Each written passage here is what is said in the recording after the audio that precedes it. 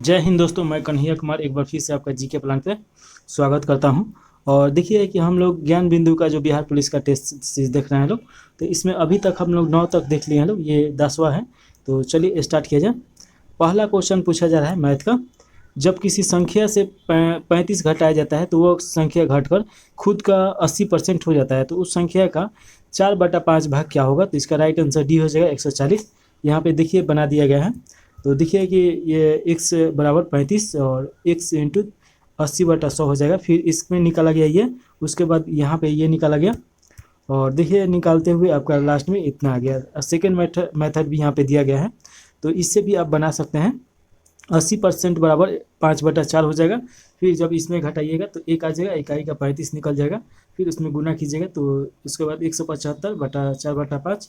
तो ये बना दिया गया है, तो इसीलिए हम नहीं बनाएंगे। चलिए अगला क्वेश्चन है दूसरा का नंबर। जब एक जोकर ने 7 सेंटीमीटर त्रिज्या वाले एवं 15 सेंटीमीटर त्रिज्या वाले शंकु आकार की टोपी पहना तो टोपी का आयतन होगा। तो टोपी का आयतन कितना हो जाएगा? तो देखिए यहाँ पे निकाला गया है।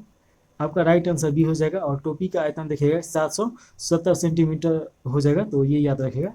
अगला क्वेश्चन है तीसरा का नंबर। दिया गया है एक्स प्लस 1/x बराबर 2। तो एक्स पे पावर 4 और प्लस देखिए 1/x पे पावर 4 का मान क्या होगा? तो इसका राइट आंसर सी दिया गया है, ऑप्शन नंबर 2, यानी कि 2 निकल के आएगा मान। देखिए कि यहाँ पे बना दिया गया है, तो इस आधार पे आप देख के बना सकते हैं, या आपको आता होगा तो आप खुद बना लीजिए। चलिए अगला क्वेश्चन है चौथा नंबर। जब 20 लीटर मिश्रण में दूध एवं पानी का अनुपात 3:1 है, तो उस मिश्रण में पानी का मात्रा क्या होगा? तो देखिए 20 लीटर का है, और तो ये दोनों जोड़िएगा तो आपका कितना हो जाएगा? 4 हो जाएगा। 4 से भाग दीजिएगा 20 में, तो आपका एक का मान कितना आ जाएगा? तो 5 आ जाएगा। और एक का मान ही निकालना है आपका, दूध का मान, तो 5 लीटर हो जाएगा। ऑप्शन नंबर ए सही हो जाएगा। यहाँ पे बनाया भी गया है आसानी से, तो देख लीजिए। चलिए अगला क्वेश्चन है। सामान्य प्रकार के द्विफोकस लेंस में ऊपरी और निचली भाग क्रमशः होते हैं। तो देखिए कि ऊपर होता है आपका अवतल और नीचे होता है उत्तल।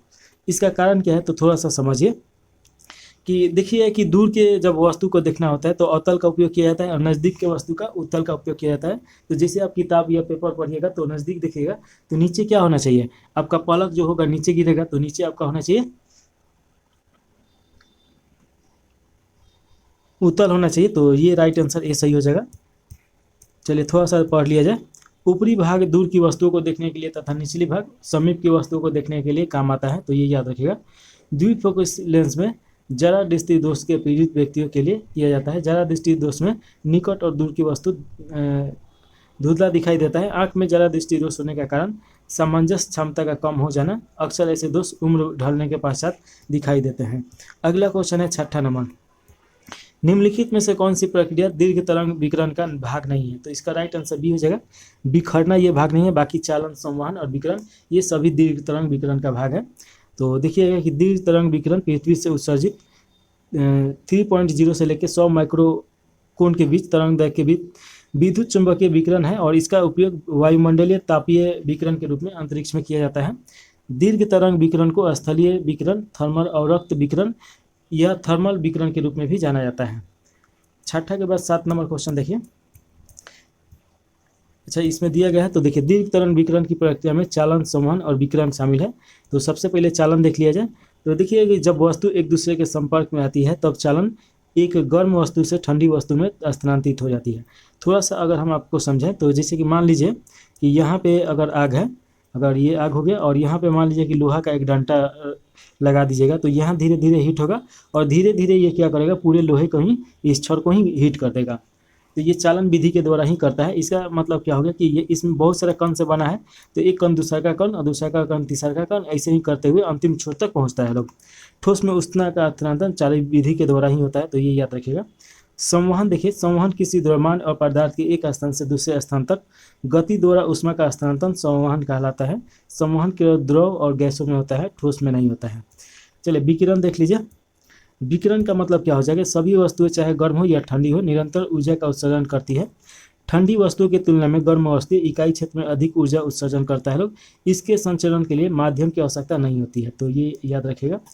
बिखेरना मतलब होगा, प्रकीर्णन होगा, जब प्रकाश तरंग के धूल के कणों निलंबनों में पानी के कणों, विलयन में निलंबन कणों जैसे छोटी छोटी निकायों पर गिरती है तो उन्हें सभी दशाओं में बिखेर देती है। इसी प्रक्रिया को परिकरण बोला जाता है या बिखरना बोला जाता है। देखिएगा कि सूर्य का जो हम लोग सुबह का या शाम का रोशनी देखते हैं तो लाल दिखाई देता है, इसका कारण क्या है? तो बिखरना ही है, यानी कि परिकरण ही है। अच्छा, आसमान में से देखिएगा कि जब पृथ्वी को देखा जाता है तो नीला दिखाई देता है, वो भी इसी के कारण। चलिए अगला क्वेश्चन है 7 नंबर। निम्नलिखित में से कौन सा एक समान त्वरण का उदाहरण नहीं है? तो इसका राइट आंसर हो जाएगा एक मुक्त गिरते वाले वस्तु की गति और एक ढलान पर लुढ़कती हुई गेंदों की गति। तो इसका राइट आंसर सी हो जाएगा, ए और बी हो जाएगा। विकल्प ए और बी दोनों एक समान त्वरण के उदाहरण है। एक समान अनवरत त्वरण एक प्रकार की गति है जिसमें वस्तु का वेग प्रत्येक समान अवधि में समान मात्रा में बदलता रहता है। देखिए कि एक पिंड जो स्वतंत्र रूप से गिर रहा है गुरुत्वाकर्षण के कारण होने वाले त्वरण का अनुभव करता है, इसीलिए इसका त्वरण स्थिर होता है और गति समान रूप से तेज हो रही होती है। एक समान त्वरण के कुछ उदाहरण है, एक गेंद का ढलान पर लुढ़कना, एक स्काई ड्राइवर का विमान से बाहर कूदना और एक मुक्त रूप से गिरने वाली वस्तु। समान त्वरण का ग्राफ एक सीधी रेखा में होता है। ग्राम का ढलना वस्तु का त्वरण बताता है। त्वरण का वेग समय ग्राफ इस प्रकार है। भी बराबर देखिएगा कि इतना हो जाएगा, तो ये आप देख लीजिए। चलिए अगला क्वेश्चन देखिए 8 नंबर। कोई वस्तु का एक तरल जिसमें देखिएगा कि कोई वस्तु एक तरल में तैरेगी या डूबेगी, यह निम्नलिखित में से किस पर निर्भर करता है? तो वस्तु और तरल के घनत्व पर निर्भर करता है।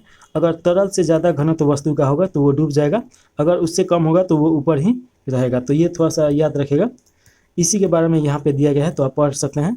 चलिए अगला क्वेश्चन है, देखिए कि ओम प्रतिरोध का आपका एसआई मात्रक है। तो यहाँ पे दिया गया है 4 ओम प्रत्येक प्रतिरोध वाली 3 प्रतिरोधों को एक समबाहु त्रिभुज के आकार में जोड़ा गया, किन्हीं दो कोनों के मध्य प्रभावी प्रतिरोध होगा। तो इसका राइट आंसर बी हो जाएगा, 8:3 हो जाएगा। और देखिएगा कि यहाँ पे बना दिया गया है, तो आप देख लीजिए यहाँ पे जोड़ा गया है। तो इसी प्रकार जोड़ने के बाद ये 8:3 आया है प्रतिरोध। अगला क्वेश्चन देखिएगा 10 नंबर। ध्वनि तरंग किस में सबसे तेज गति करेगी? तो देखिए ध्वनि तरंग सबसे ज़्यादा ठोस में करती है, ठोस के बाद तरल में करती है और तरल के बाद गैस में करती है। तो ये आप याद रखिएगा, क्रमशः पूछ सकता है। तो देखिए कि इसका राइट आंसर ये हो जाएगा, ठोस में सबसे ज़्यादा करेंगे। अगर बात किया जाए तो यही सब यह इसमें दिया गया है, तो पढ़ लीजिए। चलिए, और यहाँ पे देखिए कि विभिन्न माध्यम में ध्वनि की चाल, तो ये जरूरी है पढ़ना। ठोस अगर देखिए तो एल्युमिनियम में सबसे ज़्यादा 6432 और 0 डिग्री पे देखिएगा तो 6420 हो जाएगा, ये 25 डिग्री का मान दिया गया है। उसके बाद निकल आएगा 740, स्टील आएगा 5960 और लोहा आएगा 5950। और पारा में देखिएगा कि 1400, क्योंकि ये द्रवित अवस्था में रहता है तो 1450 हो जाएगा। कांच, फ्लिप कांच में देखिए 3980 और यहाँ पे 5640 हो जाएगा। द्रव में देखिए कि इथेनॉल देखिएगा, इथेनॉल में सबसे ज़्यादा होता है 1207 और उससे भी ज़्यादा पानी में 1481। गैस में आप याद रखिएगा हाइड्रोजन में इतना होता है। और वायु में देखिएगा सबसे ज़्यादा वायु में 0 डिग्री पे आपका ये क्वेश्चन पूछता है, तो 332 आप याद रखिएगा। बाकी 1-2 बार पढ़ लीजिए। चलिए अगला क्वेश्चन है 11 नंबर। आर्यों का मूल निवास स्थल था, तो इसका राइट आंसर हो जाएगा एशिया माइनर हो जाएगा, जो वर्तमान में ईरान का जगह है उसी के आसपास का। चलिए देखिए, अगर जितने विद्वान हुए अलग अलग अपना मत दिए, तो यहाँ से क्वेश्चन आता है। प्रोफेसर मैक्स मुलर के अनुसार एशिया माइनर यानी मध्य एशिया से आया था लोग। बाल गंगाधर तिलक के अनुसार उत्तरी ध्रुव से आया था लोग। डॉक्टर अविनाश चंद्र दास के साथ सप्त संध्य प्रदेश से आया था लोग। और दयानंद सरस्वती के अनुसार तिब्बत से आया था लोग। नेहरिंग एवं प्रोफेसर गाइड चल के अनुसार दक्षिण रूस से आया था लोग। गंगानाथ झा के अनुसार ब्रह्म देश से आया था लोग। और गाइल्स महोदय के अनुसार हंगरी तथा डेवनी नदी से आया था लोग। प्रोफेसर पेका के अनुसार जर्मनी के मैदान से आया था लोग। तो ये आप याद रखिएगा। अधिकांश विद्वान मोहम्मद मैक्स मुलर के एशिया माइनर मध्य एशिया बैक्टीरिया क्षेत्र के विचार से सहमत हैं। आर्यों का मूल निवास स्थल एशिया माइनर था। 12 नंबर क्वेश्चन है कि भारत के ग्रैंड ओल्ड मैन के रूप में किन्हें जाना जाता है? तो दादा भाई नौरोजी हो जाएंगे, ऑप्शन नंबर ए सही हो जाएगा 12 का। देखिएगा यहाँ पे इनके बारे में कुछ बताया गया है, तो पढ़ लिया जाए। इनका जन्म 4 सितंबर 1825 को हुआ था, तो ये देख लीजिए। आगे चलकर दादा भाई नौरोजी राष्ट्रीय कांग्रेस के सह संस्थापक सदस्य थे। ये 3 बार 1886, 1893 और 1906 में कांग्रेस के अध्यक्ष चुने गए। राष्ट्रीय आंदोलन के दौरान राजनीतिक ग्रैंड ओल्ड मैन के नाम से ये जाने जाते हैं दादा भाई नौरोजी। राजा जनता के लिए बना है और जनता राजा के लिए बना है। राजा जनता के लिए बना है और जनता राजा के लिए नहीं बनी है। उन्होंने धन के निष्कासन को अनिष्टों का अनिष्ट कहा है। और देखिए कि इनके द्वारा एक किताब लिखा गया था और उसमें बताया गया था कि उस समय प्रति व्यक्ति आय 20 रुपये सभी का था। तो समझिए कि 1800 आपका 70 के आसपास में उतना था भारत के प्रति व्यक्ति आय। चलिए अगला क्वेश्चन देखिएगा 18 नंबर। सविनय अवज्ञा आंदोलन के बारे में निम्नलिखित में से कौन सा कथन सही नहीं है, या सही है, सॉरी सही पूछा जा रहा है। तो इसका राइट आंसर आपका बी हो जाएगा। गांधी इरविन समझौते के तहत कांग्रेस अवज्ञा आंदोलन छोड़ने को तैयार थी। थोड़ा सा इसके बारे में पढ़ा जाए तो देखिए कि 5 मार्च 1931 को द्वितीय गोलमेज सम्मेलन में शामिल होने तथा सविनय अवज्ञा आंदोलन के स्थगित को लेकर दिल्ली में एक समझौता हुआ। इस समझौते में कांग्रेस की तरफ से गांधी जी ने निम्न बातों को स्वीकार किया। सविनय अवज्ञा स्थगन कर दिया जाएगा, कांग्रेस निकट भविष्य में होने वाले दूसरे गोलमेज सम्मेलन में भाग लेगी और कांग्रेस ब्रिटिश सामानों का बहिष्कार नहीं करेगा। तो ये तीनों आपका देखिएगा। उसके बाद देखिए गांधी इरविन फैक्ट को सरोजिनी नायडू ने 2 महात्माओं का मिलन कहा था। तो ये याद रखेगा। तेज बहादुर सप्रू एवं M.R. जयकर ने प्रयत्नों से गांधी जी और इरविन के मध्य 17 फरवरी से दिल्ली में वार्ता प्रारंभ हुई और 5 मार्च 1931 को समझौते पर हस्ताक्षर हुआ। चलिए अगला क्वेश्चन देखिए। उत्तर वैदिक काल में इंद्र का स्थान किस देवता को मिला था? तो इसका राइट आंसर ये हो जाएगा प्रजापति। देखिए कि ऋग्वैदिक काल में सबसे प्रमुख देवता इंद्र ही थे और इन्हें पुरंदर भी बोला जाता था। उत्तर वैदिक काल में प्रजापति इनके जगह पे आ गए, यानी सृजन के देवता, और प्रजापति को ही धीरे धीरे शिव के रूप में जाने जाने लगा। उत्तर वैदिक काल के 2 अन्य प्रमुख देवता थे, रुद्र पशुओं के देवता और विष्णु लोगों के पालन के देवता माने जाते थे। 14 के बाद 15 नंबर क्वेश्चन देखिए। इसमें पूछा जा रहा है भारतीय राष्ट्रीय कांग्रेस के प्रथम अधिवेशन की अध्यक्षता किसने किया? तो इसका राइट आंसर हो जाएगा बेमेश चंद्र बनर्जी। ऑप्शन नंबर डी सही है। देखिएगा कि इसका स्थापना 1885 में एहो-हुम यानी एलन एक्जेलियम हुम के द्वारा किया गया था। और पहला बैठक देखिएगा कि 28 दिसंबर 1985 को बम्बई के ग्वालियर टैंक में स्थित गोकुल दास देश प्रताप संस्कृत कॉलेज में हुआ था। इस अधिवेशन के प्रथम अध्यक्ष बोमेश चंद्र बनर्जी तथा सचिव एहो-हुम थे। पहले अधिवेशन में भाग लेने वाले सदस्यों की संख्या 72 थी।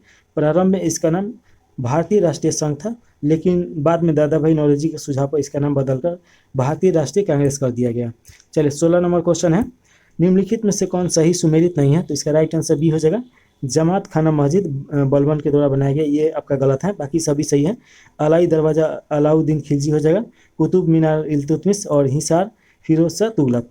देखिए जमात खान मस्जिद बलबन यह सही नहीं है। देखिए कि जमात खान मस्जिद का निर्माण 1325 में सुल्तान अलाउद्दीन खिलजी के पुत्र खिरीज खान ने करवाया था। और देखिए कि यह मस्जिद निजामुद्दीन बस्ती दरबार बाड़े में तीर्थ परिसर में सबसे बड़ी संरचना है, तो ये याद रखेगा। 17 नंबर क्वेश्चन है। निम्नलिखित में से किसने कहा कांग्रेस वास्तव में हथियारों के बिना गृह युद्ध है? तो इसका राइट आंसर ए हो जाएगा सर सैयद अहमद खान। देखिएगा कि सर सैयद अहमद खान ने कहा था कि कांग्रेस वास्तव में बिना हथियारों के गृह युद्ध में है। इन्होंने कड़े शब्दों में कांग्रेस की निंदा की। और उसके बाद देखिए सर अहमद खान के एक मुस्लिम समाज सुधारक थे। उन्होंने अलीगढ़ मुस्लिम विश्वविद्यालय की स्थापना की और 1875 में मोहम्मडन एग्लो ओरिएंटल कॉलेज की स्थापना की और इसका नाम बदलकर 1920 में अलीगढ़ मुस्लिम विश्वविद्यालय कर दिया गया। चलिए इसके बाद अगला क्वेश्चन 18 नंबर है। किस युद्ध में हार के बाद नेपोलियन को सेंट हेलेना में निर्वासित कर दिया गया था? तो राइट आंसर हो जाएगा वाटरलू के हार, यानी ऑप्शन नंबर बी सही है। देखिए कि इसका बोनपार्ट को वाटरलू की लड़ाई हार जाने के बाद नेपोलियन को 1821 ईस्वी में सेंट हेलेना द्वीप में निर्वासित कर दिया गया, जहां 52 वर्ष की उम्र में इसकी मृत्यु हो गई। वाटरलू का युद्ध 18 जून 1815 को बेल्जियम में हुई थी। इसमें देखिए कि नेपोलियन बोनपार्ट की हार हुई और इस युद्ध में नेपोलियन की सेना ब्रिटिश एशियाई सेना से हार गई। और नेपोलियन का जन्म देखिएगा कि 1769 में भूमध्य सागर के करकोसिया द्वीप में हुआ था। 1804 में वो फ्रांस का सम्राट बना और 5 मई 1821 को इसकी मृत्यु हो गई। अगला क्वेश्चन देखिए 19 नंबर क्वेश्चन पूछा जा रहा है। Select the most appropriate antonyms of the given word. Frequent का क्या हो जाएगा? तो इसका राइट आंसर आपका डी हो जाएगा, ओसिनल हो जाएगा। तो ऑप्शन नंबर डी सही है। यहाँ पे इसके बारे में हिंदी में दे दिया गया है सभी, तो आप पढ़ सकते हैं। अगला क्वेश्चन देखिए 20 number. Choose the correct spelling. Spell लिखा है, इसका मतलब स्पेलिंग होता है, तो सी हो जाएगा। टेम्परेमेंट होता है, तो ये आप याद रखेगा। 21 नंबर क्वेश्चन है फिल इन द ब्लैंक, यहाँ पे भरना है। Neither can deter him dash pursuing his the aim of life. तो इसका जीवन का क्या उद्देश्य है, तो इसका राइट आंसर हो जाएगा टू परस्यूमिंग हो जाएगा। तो ऑप्शन नंबर आपका बी सही है। अच्छा सॉरी, यहाँ पे डी नहीं होगा, बी हो जाएगा, फ्रॉम लगेगा यहाँ पे। चलिए अगला क्वेश्चन है 22 नंबर। देखिएगा कि यहाँ पे फिल करना है, तो must of the family dissent dash the suggestion he made, तो यहाँ पे फ्रॉम लगेगा, from the suggestion he made. तो ऑप्शन नंबर बी होना चाहिए, लेकिन देख लिया जाए इसका आंसर 22 का आपका बी ही सही है, डिसेंट हो जाएगा। चलिए और अगला क्वेश्चन देखिए 23 number. Choose the word which the can substituted the given phrase, तो ये फ्रेज का यहाँ पे क्या हो जाएगा, तो देखिएगा change of the appearance to deceive और ही हैड द आइडेंटिटी, तो इसका राइट आंसर ए हो जाएगा, डिस्गाइज हो जाएगा। तो ऑप्शन नंबर ए सही हो जाएगा। चलिए अगला क्वेश्चन देखिए। In the following sentence has been given the active to passive voice में चेंज करना है, और यहाँ पे दिया गया है, देखिएगा कि look they have patent the door, तो इसका राइट आंसर हो जाएगा आपका सी हो जाएगा, look the door has been painted, तो ऑप्शन नंबर हो जाएगा आपका सी सही है। अगला क्वेश्चन देखिए 25 number. Select the most appropriated synonyms of the given word, तो एस्टिमेटेड का क्या हो जाएगा, तो इसका राइट आंसर ए हो जाए, एसएस हो जाएगा। तो ऑप्शन नंबर ए सही है। इसका अनुमान होता है, तो इसका भी मतलब मूल्यांकन करना होता है, बाकी ये सब हिंदी दे दिया गया है। चलिए अगला क्वेश्चन दिया गया है 26 number. Select the most appropriated meaning of the given items, तो इसका क्या हो जाएगा, चाइल्ड्स प्ले, तो इसका राइट आंसर आपका हो जाएगा B, something that is the very easy, तो यानी कुछ आसान ये हो जाएगा, इसका काफ़ी आसान होता है, तो ऑप्शन नंबर बी सही हो जाएगा। अगला क्वेश्चन है 27 नंबर। निम्न में से किस कवि ने लक्ष्मण ग्रंथ नहीं लिखा है, तो इसका राइट आंसर डी है, बिहारी, बाकी ये सभी मिलकर लक्ष्मण ग्रंथ लिखा है लोग। अगला क्वेश्चन है 28 नंबर। शुद्ध वर्तनी का चयन कीजिए, तो देखिए पूर्तिला ऐसे लिखा जाता है, तो ऑप्शन नंबर बी सही हो जाएगा। अगला क्वेश्चन देखिए 29 नंबर। प्रश्न में दिए गए वाक्य के प्रथम और अंतिम अंशों को 1 से 6 की संख्या में दी गई है, इसके आने वाले अंशों को 4 भागों में बांटकर यह अलावा की संख्या दी गई है, ये चारों भाग अव्यवस्थित है, इसको ध्यान से पढ़कर दिए गए विकल्प से उचित क्रम चुनिए। तो देखिए कि इसका आपका राइट आंसर जो है मरुभूमि राजस्थान की प्रत्येक स्थली पे है, तो इसका देखिएगा कि क्या हो जाएगा, तो और शत्रु का मार्ग यहाँ पे दिया गया है, यहाँ पे ये अलावा ये दिया गया है, तो यही आपको सजाना है। तो सबसे पहले देखिएगा कि वो आ जाएगा वहाँ के वीरों का रक्त प्रवाह हुआ, और उसके बाद यह आ जाएगा जहाँ पनिनी और लक्ष्मीबाई ने देश की हितार्थ तलवार धारण की। उसके बाद रह आएगा जहाँ की देवियों ने अपने सतीत्व की रक्षा के लिए अपने प्राण अग्नि देव को समर्पित कर दिया, तो राइट आंसर आपका बी सही है। अगला क्वेश्चन देखिए 30 नंबर। रात्रि का पर्याय क्या हो जाएगा, तो रात्रि का पर्याय सजनी होता है, तो ऑप्शन नंबर सी सही है। और देखिए कि यमनी, रजनी, निशा, तमी, निशा, त्रयनी, यक्षणा, भावारी, रात आदि, ये सब इसका हो जाएगा। अगला क्वेश्चन देखिए 30 के बाद 31 नंबर। सही विकल्प चुनिए, तो सर्वज्ञ यहाँ पे दिया गया है और इसका सही विकल्प चुनना है, तो जिसे सब विषय में जानकारी हो उसे सर्वज्ञ बोला जाता है। और सर्वव्यापी, जो सभी जगह व्याप्त हो, जिसे बहुत ही भाषाओं का ज्ञान हो, बहुभाषी बोला जाता है। 32 नंबर क्वेश्चन देखिए, इसमें पूछा जा रहा है निम्नलिखित वाक्यों में से कौन सा एक वाक्य जो है वाक्य पार्थिव शब्द के लिए उपयुक्त है, तो इसका राइट आंसर बी हो जाएगा, जिसका संबंध पृथ्वी से हो, तो ऑप्शन नंबर बी सही है। 33 नंबर क्वेश्चन देखिए, विपरीत बताइए अनुराग का विपरीत क्या हो जाएगा, यानी कि उसका उल्टा, तो इसका राइट हो जाएगा विराग, तो ऑप्शन नंबर सी सही है। दिए गए वाक्य खंड के लिए एक शब्द चुनिए जो अच्छा बोलता हो, उसे क्या बोला जाता है, तो उसे बोला जाता है सुवक्ता है। अगला मतलब देखिए क्वेश्चन 35 नंबर। निर्देश दिया गया है, प्रश्न में दिए गए वाक्य के प्रथम और अंतिम अंशों को 1 और 6 की संख्या दी गई है, इसमें सजाना है, तो देखिए इसको सजाइएगा तो कैसे हो जाएगा, कभी कभी तय करना, तो इसमें देखिएगा आपका राइट आंसर बी हो जाएगा। सबसे पहले रह जाएगा कठिन हो जाता है कि, इसके बाद यह आ जाएगा मानवीय विकास का इतिहास और षड्यंत्रों से बना है, या यह राजा सम्राटों के युद्धों से, तो इसका राइट आंसर आपका बी सही है। अगला क्वेश्चन देखिए 36 नंबर क्वेश्चन पूछा जा रहा है कि मानव शरीर की सबसे बड़ी कोशिका कौन सी है, तो तंत्रिका कोशिका सबसे बड़ा होता है। देखिए तंत्रिका उत्तक की इकाई को न्यूरॉन या तंत्रिका कोशिका कहते हैं, यह नॉर एंड्रेनिन नामक रासायनिक और देखिए कि न्यूरोट्रांसमीटर पदार्थ है, तंत्रिका तंत्र में देखिएगा यानी नर्वस सिस्टम, मनुष्य का तंत्रिका तंत्र 3 भागों में बांटा गया है। पहला भाग है केंद्रीय तंत्रिका तंत्र, दूसरा है परिधीय तंत्रिका तंत्र और तीसरा है स्वायत्त तंत्रिका तंत्र। केंद्रीय तंत्रिका तंत्र में देखिएगा कि तंत्रिका तंत्र का वह भाग जो संपूर्ण शरीर और स्वयं तंत्रिका तंत्र पर नियंत्रण रखता है। मनुष्य का केंद्रीय तंत्रिका तंत्र 2 भागों से मिलकर बना है, एक आपका हो जाएगा मस्तिष्क और दूसरा का हो जाएगा मेरुरज्जु। दूसरा का देखिए परिधीय तंत्रिका तंत्र, परिधीय तंत्रिका तंत्र मस्तिष्क एवं मेरुरज्जु से निकलने वाले तंत्रिकाओं का बना होता है, तो ये याद रखेगा। इसके बाद देखिए तीसरा का नंबर क्वेश्चन है कि स्वायत्त तंत्रिका तंत्र, स्वायत्त तंत्रिका तंत्र कुछ मस्तिष्क एवं कुछ मेरुरज्जु तंत्रिकाओं का बना होता है। यह शरीर के सभी आंतरिक अंगों और रक्त वाहिनियों को तंत्रिकाओं की आपूर्ति करता है, तो ये याद रखेगा।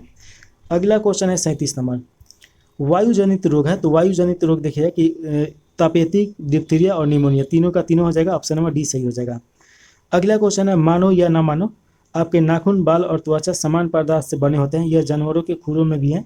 यह एक प्रोटीन है जिसे कहते हैं, तो इसे केरोटीन कहा जाता है। तो ये केरोटीन से बना होता है और केरोटीन गाजर में देखिएगा सबसे अच्छा मात्रा में मिलता है।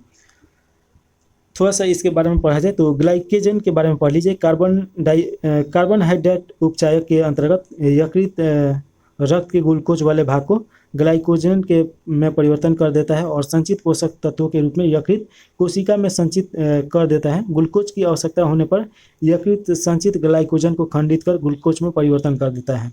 फाइब्रोनोजेन देखिए, इस प्रोटीन का उत्पादन यकृत से होता है जो रक्त को थक्का बनने में मदद करता है। और देखिए हिपरिन, इस प्रोटीन का उत्पादन यकृत से ही होता है जो शरीर के अंदर रक्त को जमने से रोकता है। तो ये याद रखिए कि हिपरिन जमने से रोकता है और फाइब्रोनोजिक ये आपका विटामिन के का नाम है, जो कि बाहरी जैसे कट उठ जाता है तो वहाँ पे ऊपर उसके ऊपर ये जमा देता है ताकि रक्त स्राव ना हो। इसके बाद अगला क्वेश्चन है 39 नंबर, पूछा जा रहा है कि निम्नलिखित में से कौन सा मनुष्य में अवशेषी अंग का उदाहरण है। तो देखिए कि ऐसा अंग जिसका समय के साथ काम होना बंद हो गया तो उसे अवशेषी अंग बोला जाता है। अवशेषी अंग के मतलब जैसे कि वैसे अंग जिसका उपयोगी मनुष्य के लिए अब समाप्त हो चुका है। तो इसमें देखिएगा अपेडिक्स हो जाएगा, साइनस हो जाएगा, कान की मांसपेशी, और एरेक्टर पीली हो जाएगा, और टॉक्सिन हो जाएगा, और नरी में निपल हो जाएगा। चलिए अगला क्वेश्चन देखिए 40 नंबर, किसके संचयन के कारण मांसपेशी में थकाव होता है। तो इसका लैक्टिक एसिड हो जाएगा, ऑप्शन नंबर बी है। जहाँ पे देखिए कि इसमें जम जाता है उसके अंदर, जिसके कारण दर्द भी होता है। और इसका रासायनिक सूत्र देखिए C3H6 और O3 हो जाएगा। अगला क्वेश्चन 41 नंबर है, जीवित सरल ऊतक जो पौधे के बढ़ने भागों को सहारा प्रदान करते हैं वह क्या कहलाते हैं। तो कोलेंकाइमा बोला जाता है। ये पिछले क्लास में भी ये क्वेश्चन था, तो वहाँ पे डिटेल में देखे थे लोग, तो ऑप्शन नंबर बी सही हो जाएगा। चलिए अगला क्वेश्चन देखिए, पादप कोशिकाओं में तीक्ष्णता और कठोरता किसके द्वारा प्रदान की जाती है। तो इसका राइट आंसर हो जाएगा आपका ऑप्शन नंबर डी होना चाहिए, कोशिका रस से भरी रिक्ताएं होना चाहिए। थोड़ा सा देख लीजिए, तो 42 का ठीक है, डी दिया है। पादप कोशिकाओं में तीक्ष्णता और कठोरता कोशिका रस से भरी रिक्ताएं द्वारा प्रदान की जाती है। रसधानियों में कोशिका रस भरा होता है। कोशिका रस में खनिज और कुछ कार्बनिक पदार्थ पाए जाते हैं जो कोशिका को स्फीति तथा कठोरता प्रदान करते हैं। 43 नंबर क्वेश्चन देखिए, इसमें पूछा जा रहा है, देखिएगा कि निम्नलिखित में से कौन सा ऊतक पौधे के तने का घेरा बढ़ाने के लिए उत्तरदायी है। तो इसका राइट आंसर डी हो जाएगा, पार्श्व परिभाजी हो जाएगा। तो इसके बारे में थोड़ा सा देखा जाए तो देखिए कि पार्श्व परिभाजी ऊतक, ये ऊतक तने की परिधि या मूल में पाए जाते हैं। ये तने की चौड़ाई बढ़ाने में सहायक होते हैं तथा ये ऊतक तने और जड़ में द्वितीय वृद्धि करते हैं, जिससे तने और जड़ की चौड़ाई में वृद्धि हो जाती है। तो देखिएगा 43 के बाद 44 नंबर क्वेश्चन, समुद्र के पानी में नमक के अलग करने के लिए निम्नलिखित में से किस विधि का प्रयोग किया जाता है। तो इसका राइट आंसर हो जाएगा वाष्पीकरण। तो वाष्पीकरण के द्वारा देखिए ये पानी उड़ जाता है भाप बन के, और उसमें जो नमक रहता है वो नीचे आ जाता है। तो देखिए कि वाष्पीकरण घटक को इसके अवाष्पीकरण घटकों से वाष्पीकरण की प्रक्रिया पृथक की जाती है। उदाहरण के लिए समुद्री जल नमक की पुनः प्राप्ति होती है। अगला क्वेश्चन देखिए 45 नंबर दिया गया है, निम्नलिखित में से किसमें सबसे अधिक न्यूट्रॉन होते हैं। तो देखिए इसका राइट आंसर ए हो जाएगा। निम्नलिखित में से देखिए कि जो Fe यानी ये लोहा का ये दिया गया है, परमाणु संख्या प्रोटोनों की संख्या और परमाणु द्रव्यमान प्रोटोनों और न्यूट्रॉनों की कुल संख्या का योग होता है। तो ये याद रखिएगा, इसमें प्रोटोनों की संख्या 26 है, न्यूट्रॉनों की संख्या आपका 33 है, इसमें घटा दीजिएगा 59 में से 26, और अन्य सभी विकल्पों सबसे अधिक है। तो चलिए इसके बाद देखिए बुलेट प्रूफ स्क्रीन यानी गोली अभेद आवरण में निम्नलिखित में से किस शीशा का प्रयोग किया जाता है? तो ये हो जाएगा प्रवलित गिलास हो जाएगा। तो ऑप्शन नंबर डी सही है। चलिए अगला क्वेश्चन देखिए 46 के बाद 47 नंबर। तत्व एक्स जिसका परमाणु क्रमांक 16 है तो वह क्या होगा? तो वह एक अधातु होगा। ऑप्शन नंबर सी सही है। थोड़ा सा इसके बारे में देखा जाए तो तत्व एक्स जिसका परमाणु क्रमांक 16 है वह एक अधातु है। तत्व जिसकी प्रवृत्ति इलेक्ट्रॉन ग्रहण करने की होती है तथा वे ऋणात्मक होना चाहिए, यहाँ पे ऋणायन बनाते हैं, अधातु कहलाते हैं। ये संख्या 22 है और इन्हें आधुनिक आवर्त सारणी में दाईं ओर रखा गया है। देखिए कि अधातु ऑक्सीजन से संयोग करके ऑक्साइड बनाते हैं तथा इनके ऑक्साइड सामान्यतः अम्लीय होते हैं। जैसे देखिए कि सल्फर जिसका परमाणु क्रमांक 16 है ऑक्सीजन से अभिक्रिया कर सल्फर ऑक्साइड बनाता है जो जल में घुलन से सल्फ्यूरिक अम्ल बनाती है। अतः सल्फर परमाणु क्रमांक 16 एक अधातु है।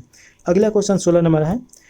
कार्बन टेट्रोक्लोराइड और पानी के मिश्रण को अलग करने के लिए निम्नलिखित में से किस तकनीक का उपयोग किया जाता है? तो सेपरेटिंग फनल हो जाएगा। देखिए कि सेपरेटिंग फनल यानी पृथ्वीकारी कीप, एक कीप जो होता है उसके द्वारा इसमें छाना जाता है। तो ये आप समझ गए होंगे। चलिए अगला क्वेश्चन है। यदि घोल में 450 ग्राम पानी और 50 ग्राम सामान्य नमक घोल की सांद्रता है तो ये कितना परसेंट हो जाएगा? तो ये देखिएगा 10% हो जाएगा। आप निकालिएगा तो यहाँ पे निकाल भी दिया गया है, देख लीजिए। चलिए अगला क्वेश्चन है 50 नंबर। वर्मी कंपोस्ट होता है तो वर्मी कंपोस्ट देखिए कि एक जैविक उर्वरक है जिसमें देखिए कि जो केचुआ होता है लोग वो सभी ज़मीन में घूम घूम के और अवशिष्ट उसमें जो ये करता है तो वो उपजाऊ ज़मीन हो जाता है और केचुआ पालन को वर्मी कल्चर बोला जाता है। तो ये आप याद रखिएगा। चलिए अगला क्वेश्चन देखिए 50 के बाद 51 नंबर। निम्नलिखित प्रश्न में से दिए गए विकल्पों में संबंधित शब्द का चयन कीजिए। तो यहाँ पे दिया गया है वनस्पति विज्ञान, तो पौधे दिया गया है। तो कीट विज्ञान में क्या पढ़ेंगे लोग? तो कीड़े के बारे में पढ़ा जाएगा। तो ऑप्शन नंबर ए सही हो जाएगा। अगला क्वेश्चन रीजनिंग का पूछा जा रहा है और ये एक मैप बनाना होगा, उसके बाद आंसर आपका आएगा। देखिएगा 8 मित्र हैं LMPQ, तो ये आप बना लीजिएगा। इसका राइट आंसर आपका बी हो जाएगा। 52 के बाद देखिए 53 नंबर क्वेश्चन है, यहाँ पे बना दिया गया है तो आप देख लीजिए। 53 नंबर क्वेश्चन है। ज्ञात कीजिए कि निम्नलिखित में से कौन सी अक्षर श्रृंखला दिए गए नियम का पालन करती है? तो श्रृंखला में देखिएगा कि समग्र अक्षरों के मध्य लुप्त अक्षरों की संख्या क्रमशः सम संख्या होगी। तो इससे देखिएगा कि कौन सा हो जाएगा। तो सम संख्या मतलब क्या होता है कि 2 या 2 से जो विभाजित हो उसे सम संख्या बोला जाता है। तो देखिए कि ये तो 1 दिया गया है तो ये कट जाएगा। पहले ए देखा जाए तो 4 2 6 और 6 2, अच्छा ये सम संख्या है ना, तो ये जे का मान 10 होता है, पी का मान 16 होता है, एक्स का मान 14 होता है, 24 होता है सॉरी। तो ये तो सभी सम संख्या है, तो राइट आंसर ए हो जाएगा। 53 के बाद 54 नंबर क्वेश्चन देखें। इसमें पूछा जा रहा है कि 6 दोस्त केंद्र की ओर मुंह करके एक वृत्त के इर्द गिर्द बैठे हैं जिसमें दीपा, प्रकाश और पंकज के बीच में है। तो देखिए कि दीपा और प्रकाश पंकज के बीच में है, तो इन दोनों के बीच में दीपा आ गई। तो ऐसे ही करके आपको सजाना है, उसके बाद आपका आंसर आ जाएगा। और देखिए कि आगे कि प्रीति मुकेश और ललित के बीच में है। प्रकाश और मुकेश एक दूसरे के विपरीत है, तो प्रकाश के दाएं कौन बैठा है? तो ये बहुत आसान होता है। आप वृत्त बनाइए, उस पर बैठाते चलिए जैसे बोल रहा है। इसका देखिएगा कि आंसर आपका इसमें दिया ही नहीं है, अस्पष्ट है, तो इसमें से कोई नहीं होगा। चलिए अगला क्वेश्चन देखें 55 नंबर। निम्नलिखित में से कौन सा आंध्र प्रदेश की नई राजधानी बनेगी? तो इसका राइट आंसर हो जाएगा अम्रपाली हो जाएगा। ऑप्शन नंबर बी सही है। आंध्र प्रदेश की नई राजधानी अम्रपाली है। आंध्र प्रदेश के वर्तमान में मुख्यमंत्री, ये मत पढ़िए, ये करंट अफेयर में देखिएगा। चलिए बिहार सरकार ने गरीबी घटाने के लिए कौन सी योजना लेके आई है? तो इसका राइट आंसर हो जाएगा आपका, इसका राइट आंसर आपका जीविका योजना हो जाएगा। तो ऑप्शन नंबर बी सही है 56 का। इसके बाद देखिए इसके बारे में कुछ योजना के बारे में, तो थोड़ा सा आप देख लीजिए। जीविका का उद्देश्य महिलाओं को सशक्तिकरण बढ़ावा देना और बिहार में गरीबी को यथासंभव कम करना। बिहार सरकार द्वारा इसे बिहार ग्रामीण जीविका उपसर्जन प्रोत्साहन समिति यानी जीविका नाम से वर्ष 2007 में विश्व बैंक की सहायता से शुरू किया गया था। बिहार के कुछ प्रमुख योजनाएं जिसमें मिशन परिवर्तन, मुख्यमंत्री तेजस्वी यादव ने उप मुख्यमंत्री रहते हुए मेडिकल कॉलेज में सुधार के लिए 60 दिनों के तर्ज पे। तो देखिए ये तो पुराना हो गया ये, क्योंकि हम लोग प्रीवियस ईयर का देख रहे हैं लोग, तो छोड़ दीजिए। अगला क्वेश्चन देखें। अगला क्वेश्चन आपका 57 नंबर क्वेश्चन है। तो इसमें पूछा जा रहा है कि किस भारतीय निशानेबाज ने ISFS राइफल 2023 का, तो ये करंट अफेयर उस समय का है। चलिए अगला क्वेश्चन देखिए, 75वें, ये भी उस समय का करंट अफेयर है, तो ये भी छोड़ दीजिए, ये सब क्वेश्चन आएगा नहीं, पढ़ने का कोई फायदा नहीं है। चलिए अगला क्वेश्चन देखिए, ऑप्टिकल फाइबर का आविष्कार किसने किया था? तो नरिंदर कंपनी हो जाएगा, ऑप्शन नंबर बी सही हो जाएंगे। यह गिलास और प्लास्टिक से बना एक बहुत पतला फाइबर है जो कुल आंतरिक परिवर्तन के सिद्धांत पर कार्य करता है। यह बहुत कम हानि के साथ लंबी दूरी डेटा हस्तांतरण के लिए हल्का, तेज और उपयोगी होता है। चलिए इसके बाद अगला क्वेश्चन है, 1 ग्राम यूरेनियम लगभग कितने समान ऊर्जा उत्पादन करेगा या कर सकता है? तो देखिए कि इसका राइट आंसर आपका बी हो जाएगा, 4.5 टन उच्च ग्रेड कोयला जितना ये ऊर्जा प्राप्त, मतलब ऊर्जा ये उत्पन्न कर सकता है 1 ग्राम यूरेनियम। तो यूरेनियम इसीलिए बहुत ज़्यादा देखिएगा कि महंगा है। और देखिए कि इसके बाद अगला हम लोग क्वेश्चन देखेंगे लोग, इसमें पूछा जा रहा है, थोड़ा सा इसके यूरेनियम के बारे में पढ़ लिया जाए। 1 ग्राम यूरेनियम द्वारा उत्पादित ऊर्जा 4.5 टन उच्च ग्रेड कोयले से उत्पादित ऊर्जा के समान है। यूरेनियम की खोज 1789 में मार्टन हेनरी क्लेथ्रोप के द्वारा किया गया था। अगला क्वेश्चन है 61 नंबर, एक परमाणु इकाई के क्रिस्टलीकरण बनने का अर्थ होता है? तो इसका राइट आंसर डी हो जाएगा, ईंधन नाभिक के स्वतः विभाजन का कारण बनने वाली श्रृंखला प्रतिक्रिया स्थापित हो गई हो। देखिए इसके बारे में दिया है, जब रिएक्टर एक ऐसे विन्यास में होता है कि प्रत्येक विखंडन परमाणु से एक न्यूट्रॉन और एक विखंडन का कारण बनता है, तब परमाणु इकाई को क्रिटिकल कहा जाता है। अगला क्वेश्चन है 62 नंबर, निम्न में से कौन सा अस्पताल हाल ही में कैंपस में फायर स्टेशन वाला भारत का पहला अस्पताल बना है? तो राइट आंसर सी हो जाएगा, एम्स दिल्ली। तो ये भी करंट अफेयर का क्वेश्चन है, तो छोड़ दीजिए। अगला क्वेश्चन देखिए 63 नंबर, डिजिटल नियमों में हुए बदलाव के चलते किस कंपनी ने भारत में अपना काम बंद कर दिया है? तो उस समय ये करंट में क्वेश्चन होगा। ओलंपिक ज्वाला किसका प्रतीक है? तो देखिए कि ओलंपिक ज्वाला जो है ये किसका प्रतीक है? तो ये आपका दुनिया के विभिन्न देशों के बीच एकता। तो इसका राइट आंसर सी होना चाहिए 64 का। तो बी दिया गया है, तो बी में क्या है दी, प्राचीन और आधुनिक खेलों के बीच निरंतरता। तो ऑप्शन नंबर बी सही हो जाएगा। इसके बारे में देखिए कि इसमें जलने की शुरुआत यानी जो मसाल होता है 1928 में एम्स्टर्डम ओलंपिक से हुई थी। 1936 में बर्लिन ओलंपिक खेलों में मसाल के वर्तमान स्वरूप को अपनाया गया था। प्राचीन ओलंपिक खेल यूनान के ओलंपिया शहर में 776 ईसा पूर्व में प्रारंभ हुआ था। आधुनिक ओलंपिक खेल प्रतियोगिता का आरंभ 6 अप्रैल 1896 में फ्रांस के बेरोन पियरे डी कोबाल्टिंग के प्रयास से यूनान के एथेंस शहर में शुरू हुआ। अगला क्वेश्चन है 65 नंबर, निम्नलिखित में से कौन सा एक उच्च न्यायालय की पहली महिला मुख्य न्यायाधीश थी? तो इसका राइट आंसर भी हो जाएगा लीला सेठ। देखिएगा 1991 में हिमाचल प्रदेश राज्य की मुख्य न्यायाधीश बनी थी। उच्चतम न्यायालय का प्रथम महिला न्यायाधीश फातिमा बीबी हो जाएंगे, तो ये याद रखिएगा। अगला क्वेश्चन है 66, निम्नलिखित में से कौन भारत रत्न पुरस्कार प्राप्त करता नहीं है? तो इसका राइट आंसर डी हो जाएगा, राज कपूर हो जाएगा। और बाकी ये तीनों देखिए कि ये सभी इनको भारत रत्न दिया चुका है। राज कपूर देखिए हिंदी सिनेमा के प्रसिद्ध अभिनेता हैं, तो ये याद रखेगा। इसके बाद इन्हीं के बारे में दिया गया है कि इन्हें कब दिया गया है। चलिए अगला क्वेश्चन है, बच्चों को इंटरनेट सुरक्षा के बारे में जागरूक करने के लिए गूगल ने किस प्रोग्राम को शुरुआत किया है? तो इसका राइट आंसर आपका बी हो जाएगा, ग्लोबल किड्स सेफ्टी प्रोग्राम। अगला क्वेश्चन देखिए, इसके बारे में नहीं देखा जाएगा क्योंकि उस समय का करंट अफेयर है। अगला क्वेश्चन पूछा जा रहा है, भारत की राष्ट्रीय सुरक्षा परिषद NSG के संबंध में निम्नलिखित कथनों में से कौन सा कथन सही नहीं है? तो देखिए बी, योजना आयोग के उपाध्यक्ष इसके सदस्य होते हैं, ये आपका गलत हो जाएगा, बाकी सभी सही है। तो इसके बारे में एक बार देख लिया जाए कि भारत की राष्ट्रीय सुरक्षा परिषद एक कार्यकारी सरकारी एजेंसी है जिसकी स्थापना 19 नवंबर 1998 को किया गया था। NSG सर्वोच्च निकाय के रूप में कार्य करता है जिसकी अध्यक्षता प्रधानमंत्री करते हैं।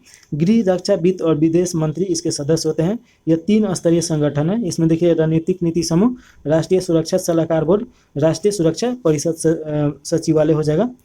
और थोड़ा सा आगे देखिए, राष्ट्रीय सुरक्षा सलाहकार इसके सचिव के रूप में कार्य करते हैं। अगला क्वेश्चन है 69 नंबर, धरातल के सर्वाधिक भाग पर निम्नलिखित में से किस चट्टान का विस्तार पाया जाता है? तो इसका राइट आंसर हो जाएगा आपका अवसादी चट्टान हो जाएगा, ऑप्शन नंबर सी सही है। देखिएगा कि पृथ्वी के लगभग भूभाग 75% भाग पर अवसादी चट्टान का विस्तार है, जबकि भूपृष्ठीय बनावट में इसका केवल सिर्फ 5% योगदान है।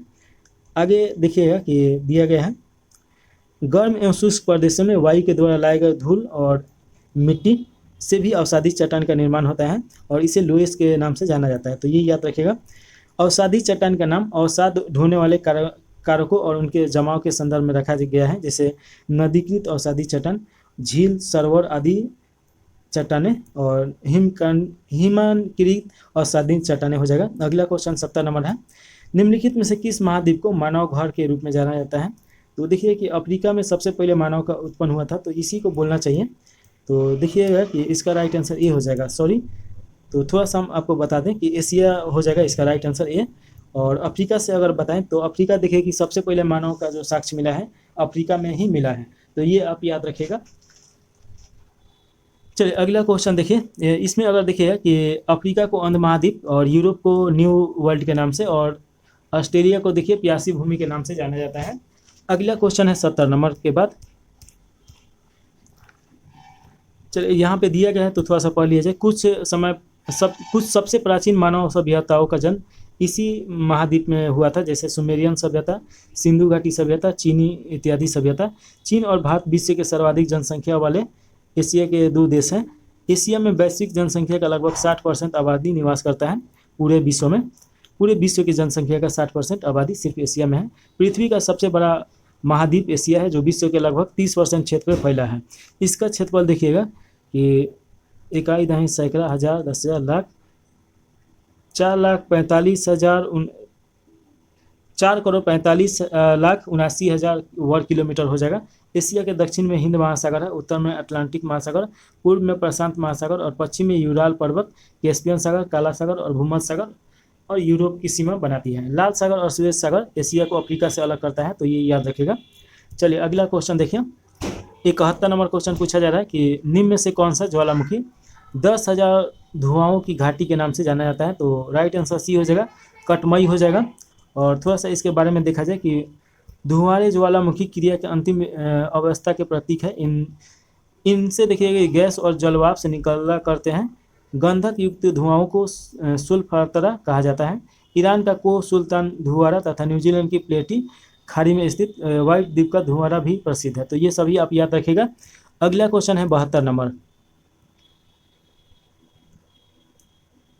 चलिए इसमें पूछा जा रहा है 72 नंबर में कि भूपट्टी में सर्वाधिक विस्तृत रूप से पाए जाने वाला तत्व कौन सा है? तो इसका राइट आंसर ये हो जाएगा ऑक्सीजन। यहाँ पे दिया गया है, देखिए ऑक्सीजन 46.60%, सिलिकॉन 27.72%, एल्युमिनियम 8.13% और लोहा 5% पाया जाता है। इसके अलावा कैल्शियम देखिएगा कि 3.63% पाया जाता है। 73 नंबर क्वेश्चन देखें,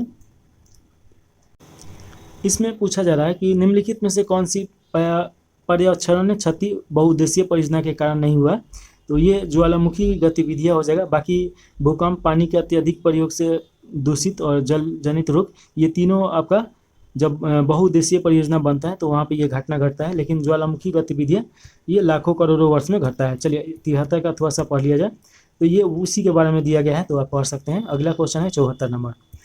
निम्नलिखित जोड़ों में विशिष्ट वायु द्रव्यमान की कौन सी विशेषता सही है? तो इधर दिया है हवा का द्रव्यमान और स्रोत क्षेत्र दिया है। तो देखिएगा इसमें कि समुद्री भूमध्य देखिए भूमध्य सागरीय क्षेत्र में गर्म महासागर है, तो ऑप्शन नंबर ए सही हो जाएगा। और देखिए इसके बारे में यहाँ पे दिया गया है, वायु द्रव्यमान बटा वायु राशि वैश्विक ग्रहीय पवन प्रणाली का एक अभिन्न हिस्सा है। अक्षांश के संबंध में 4 मूल स्रोतों के अनुसार वायु द्रव्यमान को वर्गीकृत किया जाता है, जिसमें देखिएगा कि ध्रुवीय यानी ठंडा क्षेत्र, अंटार्कटिका बहुत ठंडा और विषुवतीय गर्म और बहुत नम हो जाएगा। उष्णकटिबंधीय ये गर्म के अंतर्गत आ जाएगा। देखिए कि आपका जो दिया गया है समुद्री भू रेखीय स्थिति में 25 डिग्री से लेकर 10 डिग्री इसमें तापमान होता है और समुद्री उष्णकटिबंधीय में यह गर्म, नम और अवस्थित होता है। महाद्वीपीय उष्णकटिबंधीय वायु राशि गर्म के मौसम के दौरान मध्य या निचली अक्षांश में शुष्क और रेगिस्तानी क्षेत्रों में उत्पन्न होते हैं लोग, तो ये आप याद रखिएगा। और महाद्वीपीय ध्रुवीय देखिए यह ठंडा और शुष्क तथा स्थिर होता है। यह मुख्य रूप से एशिया के उच्च अक्षांशीय क्षेत्रों कनाडा में विकसित होते हैं। अगला क्वेश्चन देखिए 75 नंबर है। निम्न में से कौन सी नदी कुमायूं हिमालय के मिलाप हिम नदी से निकलती है? तो इसका देखिएगा कि सही आंसर नहीं दिया है और इसमें देख लीजिए, पढ़ लिया जाए। शारदा या सरयू नदी उद्गम नेपाल हिमालय में मिलाप हिमनद में है, तो जहाँ इसे गौरी गंगा के नाम से जाना जाता है। यह भारत नेपाल सीमा के साथ बहती हुई, जहाँ इसे काली या चाय के कहा गया है, घाघरा नदी में मिल जाती है। रामगंगा नदी देखिएगा कि गैरसैंण के निकट गढ़वाल की पहाड़ियों से निकलने वाली अपेक्षाकृत छोटी नदी होती है। अगला क्वेश्चन है, यमुना गंगा की सबसे पश्चिमी और सबसे लंबी सहायक नदी है। इसका उद्गम स्रोत यमुनोत्री हिमनद से है, जो हिमालय में बंदरपुर श्रेणी के पश्चिमी ढाल पर 6,316 मीटर ऊंचाई पर स्थित है। प्रयागराज में इसका संगम गंगा नदी में हो जाता है, तो ये याद रखिएगा। अगला क्वेश्चन देखिए 75 के बाद 76। इस आकार का महासागर कटक है, यानी कौन सा है? तो इसका राइट आंसर हो जाएगा अटलांटिक महासागर है, तो ये इस आकार का है, तो ये याद रखिएगा। और महासागर देखिए सबसे बड़ा महासागर प्रशांत महासागर है, और किसी महाद्वीप के नाम पे रखा हुआ आपका हिंद महासागर हो जाएगा, तो ये याद रखिएगा। चलिए अगला क्वेश्चन है 77 नंबर। लोकसभा के चुनाव के लिए अर्हता प्राप्त करने हेतु न्यूनतम आयु कितना है? तो लोकसभा के लिए आपका 25 साल हो जाएगा, ऑप्शन नंबर सी सही हो जाएगा। यहाँ पे देखिए दिया गया है राष्ट्रपति के लिए 35 वर्ष न्यूनतम आयु, उपराष्ट्रपति के लिए 35 वर्ष, राज्यसभा के लिए 30 वर्ष होता है, और देखिएगा कि विधानसभा के लिए 25 वर्ष और पंचायती के लिए आपका 21 वर्ष होता है। चलिए 78 नंबर क्वेश्चन देखिए। भारत के राष्ट्रपति के चुनाव के विवाद के मामले की जांच कौन करता है? तो देखिए कि सुप्रीम कोर्ट करता है, तो राइट आंसर ये हो जाएगा भारत का सर्वोच्च न्यायालय। चलिए अगला क्वेश्चन देखा जाए 78 नंबर। तो इसके बारे में थोड़ा सा दिया गया है, तो देखिए संविधान के अनुच्छेद 71 के ए में वर्णित है कि राष्ट्रपति या उपराष्ट्रपति के निर्वाचन से संबंधित सभी शंकाओं और विवादों की जांच पड़ताल उच्चतम न्यायालय करेगा, यानी सुप्रीम कोर्ट। यदि उच्चतम न्यायालय द्वारा किसी व्यक्ति राष्ट्रपति या उपराष्ट्रपति के रूप में निर्वाचन को शून्य घोषित कर दिया जाता है, तो इसके द्वारा पूर्व में किए गए कार्य अधिशून्य नहीं होंगे, तो ये याद रखेगा। 79 नंबर क्वेश्चन है कि किसके नाम के अंतर्गत केंद्र सरकार के कार्यकारी क्रियाएं किए जाते हैं? तो राष्ट्रपति के नाम पे किया जाता है, चाहे युद्ध हो या कोई भी आपका दूसरे देश के साथ आपका कुछ भी हो, तो ये सभी राष्ट्रपति पे हो जाएगा। देखिएगा कि संविधान के अनुच्छेद 53 के ए में वर्णित है कि संघ यानी केंद्र की कार्यपालिका शक्ति राष्ट्रपति में निहित है, और वहीं इसका प्रयोग संविधान के अनुसार स्वयं या अपने अधीनस्थ अधिकारियों के द्वारा करेगा। 80 नंबर क्वेश्चन है बिहार में संसदीय सीटों की संख्या कितना है? तो 40 है, तो ये याद रखिएगा। देखिए कि बिहार में राज्यसभा की सीटों की संख्या 16 है, और बिहार विधानसभा की सीटों की संख्या 243, बिहार विधान परिषद की संख्या 75 है, तो ये याद रखेगा। अगला क्वेश्चन है 81 नंबर। भारतीय संविधान ने सुदृढ़ केंद्र के साथ संघीय प्रणाली कहाँ से ली है? तो इसका राइट आंसर बी हो जाएगा, कर्नाटक के संविधान से लिया गया है, तो ऑप्शन नंबर बी सही हो जाएगा। देखिए कि मौलिक अधिकार, न्यायिक पुनर्वलोकन, न्यायिक पालिका की स्वतंत्रता, राष्ट्रपति पर महाभियोग प्रक्रिया अमेरिका के संविधान से लिया गया है। वहीं पे संसदीय प्रणाली, एकल नागरिकता, विधि का शासन, संसदीय विषय अधिकार, ये आपका ब्रिटेन के संविधान से लिया गया है, जिसे यूनाइटेड किंगडम के नाम से जाना जाता है। स्वतंत्रता, समानता, बंधुता, ये फ्रांस के संविधान से लिया गया है। नीति निर्देशक तत्व तो देखिएगा कि आयरलैंड के संविधान से लिया गया है। विधि का शासन आपका जापान के संविधान से लिया गया है। मौलिक कर्तव्य आपका रूस के संविधान से लिया गया है, तो ये सभी आप याद रखिएगा। चलिए अगला क्वेश्चन है 82 नंबर, और कि देखिएगा इसमें पूछा जा रहा है कि भारतीय संविधान की 6ठी अनुसूची किन 4 राज्यों अनुसूचित जनजातियों के प्रशासन और नियंत्रण से संबंधित है? तो देखिए कि इसमें असम आ जाएगा, उसके बाद असम, मेघालय, त्रिपुरा, मिजोरम होना चाहिए। तो देखिए 82 का राइट आंसर आपका बी सही हो जाएगा।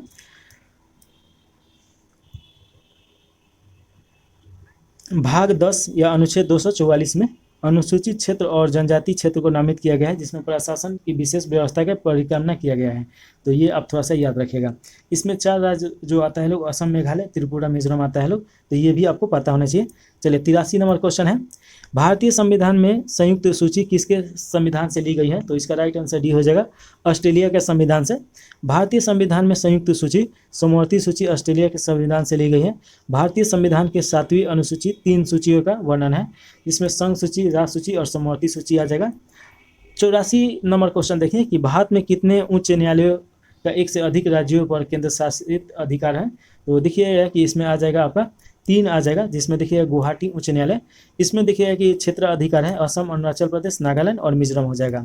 वहीं पे बम्बई देखिए कि बम्बई किसके अंतर्गत आता है? तो गोवा, महाराष्ट्र और नागर हवेली और दमनदीप इसके अंतर्गत आ जाएगा।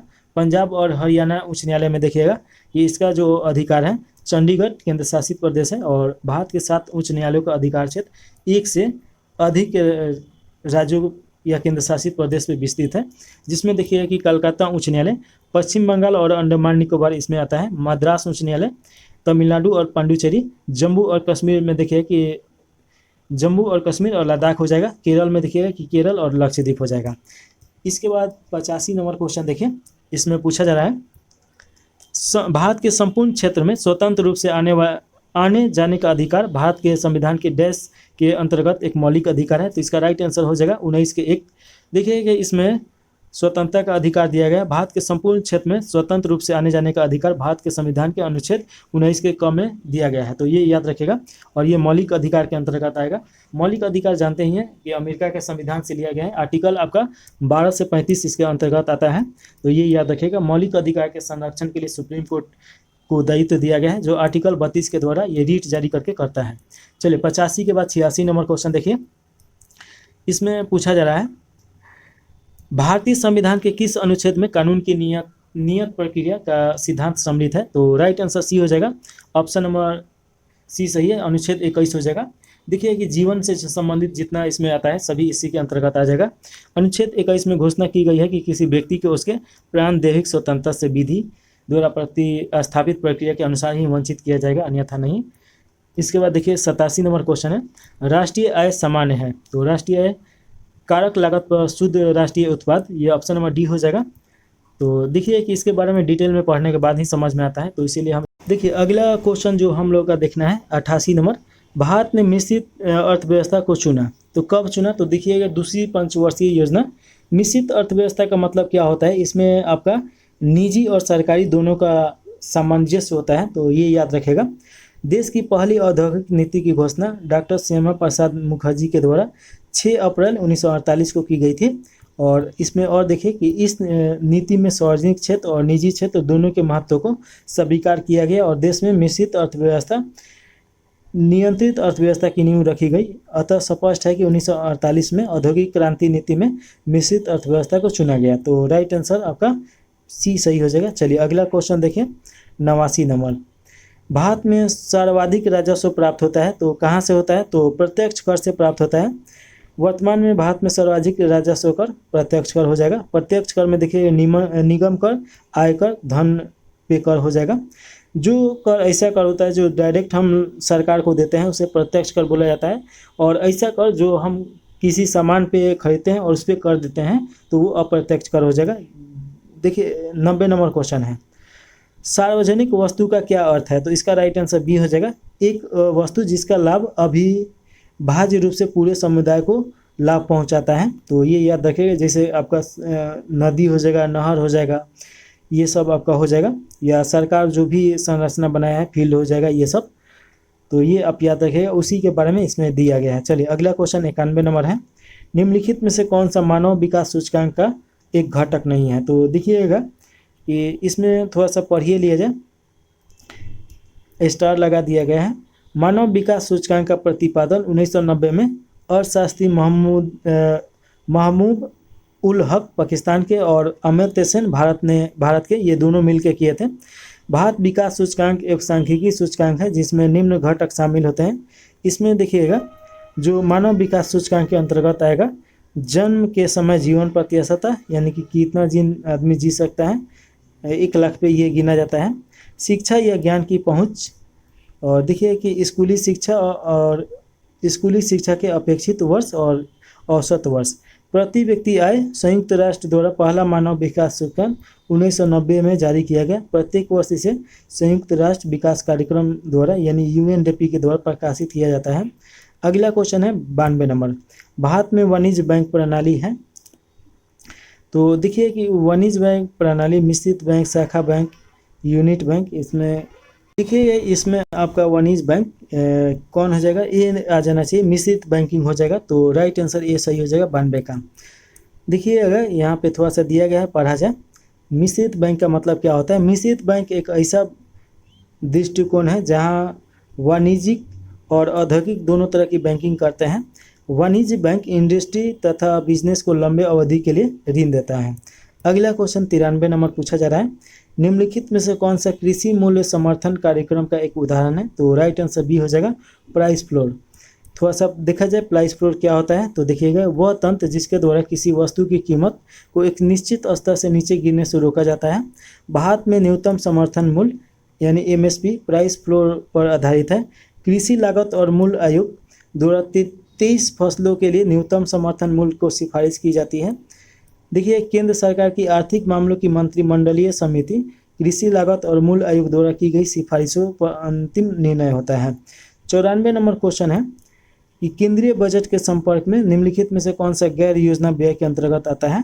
तो इसका राइट आंसर देखिएगा कि रक्षा व्यय हो जाएगा, ब्याज भुगतान हो जाएगा, वेतन और पेंशन और सब्सिडी, ये चारों हो जाएगा। ऑप्शन नंबर सी सही है। इसमें फ़ायदा नहीं होता है सरकार को। देखिए कि योजनागत व्यय उसे बोला जाता है, जो योजनाओं के अंतर्गत किए जाने वाले व्यय को योजनागत व्यय कहते हैं, जैसे बिजली उत्पादन, सिंचाई, ग्रामीण विकास, सड़क पुल, ये सब बनाने में। अगले को गैर योजनागत व्यय उसे बोला जाता है, जैसे कि भुगतान, पेंशन, सब्सिडी, यहाँ से कुछ फ़ायदा नहीं होता है। 95 नंबर क्वेश्चन देखिए, इसमें पूछा जा रहा है कि 5% साधारण ब्याज प्रति वर्ष की दर से निवेश की गई राशि को उसके मूल्य में 50% वृद्धि करने में कितना समय लगेगा। तो इसका राइट आंसर ये हो जाएगा 10 वर्ष लगेगा।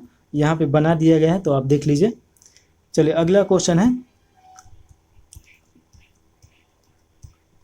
96 नंबर क्वेश्चन पूछा जा रहा है, पी और क्यू की औसत मासिक आय 5050 रुपये है और क्यू और आर की औसत मासिक आय 6250 रुपये है। तो पी आर की औसत मासिक आय 5200 रुपये है। तो पी की मासिक आय क्या है, तो यहाँ पे बनाया गया है। आपका राइट आंसर बी हो जाएगा, 4000 हो जाएगा।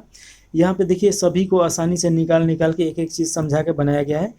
चलिए अगला क्वेश्चन देखिए 97 नंबर, यदि समानांतर प्रगति श्रेणी में 3 संख्याओं का योगफल 9 एवं उसका गुणनफल 24 है, तो वो संख्याएँ हैं। तो वो संख्या आपका 2, 3, 4 हो जाएगा। ऑप्शन नंबर डी सही है, देख लीजिए यहाँ पे। 97 के बाद 98 नंबर क्वेश्चन देखिए, एक व्यक्ति किसी वस्तु को 3600 रुपये में बेचता है और उसे 20% का लाभ होता है, तो वस्तु को 2150 में बेचने पर उसे कितना लाभ होगा। तो इसका राइट आंसर आपका 5% हो जाएगा। और देखिए यहाँ पे बनाया गया है, तो ऐसे ही हम भी बनाएंगे तो फिर कोई फ़ायदा है नहीं। देखिए चलिए इसके बाद 99 नंबर क्वेश्चन है, एक अनुक्रम दिया गया है 56, 72, 90, 110, 132, 54 की संख्याओं एक पैटर्न बनाती है, इसमें से कौन सी संख्या पैटर्न में अनुपयुक्त है। तो देखिए कि यहाँ पे दिया गया है 56 में 16 जोड़ा गया, फिर 18, फिर 20, 22, फिर 24। तो इसमें देखिए कि आपका 154 आ जाएगा। तो ऑप्शन नंबर डी सही हो जाएगा। अगला क्वेश्चन और अंतिम क्वेश्चन है, द्विघात समीकरण दिया गया है, इसका मान निकालना है। तो इसका राइट आंसर सी सही हो जाएगा और ये आपका निकाल के दे दिया गया है। तो इस प्रकार देखिए कि सभी क्वेश्चन आपका ख़त्म हो गया 100। मैथ का क्वेश्चन हम नहीं बनाते हैं क्योंकि यहाँ पे बना ही दिया गया है, तो कोई बनाने का ये नहीं पड़ता है। बनाएंगे तो और ज़्यादा ये बड़ा वीडियो हो जाएगा, क्योंकि ये विस्तारित रूप में आपका क्वेश्चन दिया गया है। तो चलिए इसी के साथ समाप्त कर दिया जाए। कोई भी सलाह देने के लिए कमेंट बॉक्स में आप कमेंट कर सकते हैं और चैनल को लाइक और सब्सक्राइब जरूर कर लीजिए। किसी भी एग्ज़ाम की तैयारी कर रहे हैं या आप चाहते हैं तो ज़रूर कमेंट करके पूछ सकते हैं। चलिए यहाँ पे समाप्त कर दिया जाए। जय हिंद, जय भारत, जय बिहार।